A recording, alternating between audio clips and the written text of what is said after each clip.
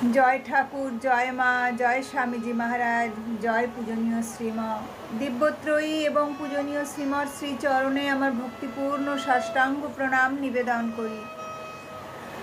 আজ আমি শ্রী শ্রী রামকৃষ্ণ কথামৃত থেকে শ্রী রামকৃষ্ণ দক্ষিণেশ্বর মন্দিরে এই পর্বের চতুর্থ পরিচ্ছেদ পাঠ করছি।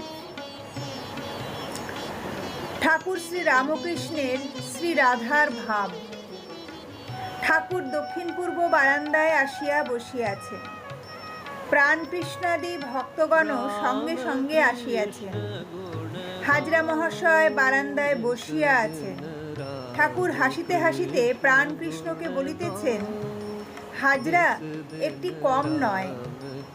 যদি এখানে বড় দারোগা হয় তবে হাজরা ছোট দারোগা।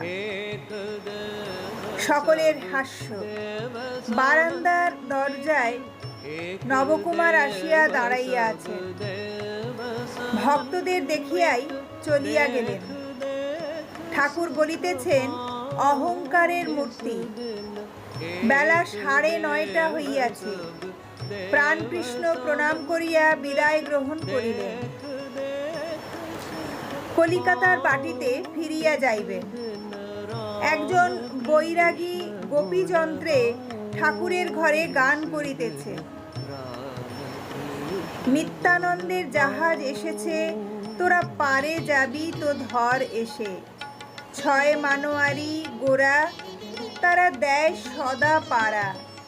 বুক পিঠে তার ঢাল খাঁড়া ঘেরা।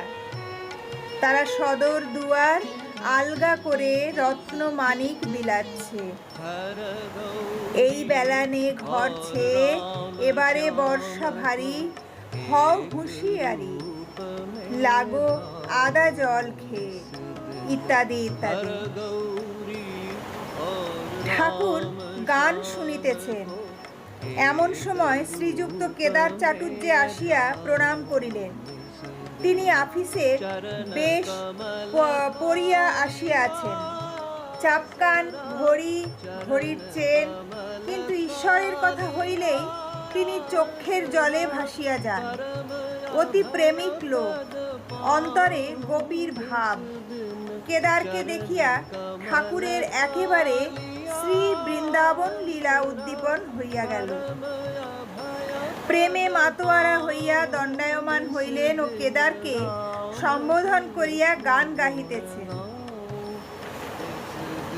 শ্রী রাধার ভাবে গান গাইতে গাইতে ঠাকুর সমাধিস্থ, চিত্রার্পিতের ন্যায় দণ্ডায়মান। কেবল চক্ষের 2 কোণ দিয়া আনন্দাশ্রু পড়িতেছে। কেদার ভূমিষ্ঠ, ঠাকুরের চরণ স্পর্শ করিয়া স্তব করিতেছেন। কিয়ৎক্ষণ পরে ঠাকুর শ্রী রামকৃষ্ণ প্রকৃতিস্থ হইতেছেন। কেদার নিজ বাটি হালিশহর হইতে কলিকাতায় কর্মস্থলে যাইবেন। পথে দক্ষিণেশ্বর কালী মন্দিরে ঠাকুর শ্রী রামকৃষ্ণকে দর্শন করিয়া যাইতেছেন।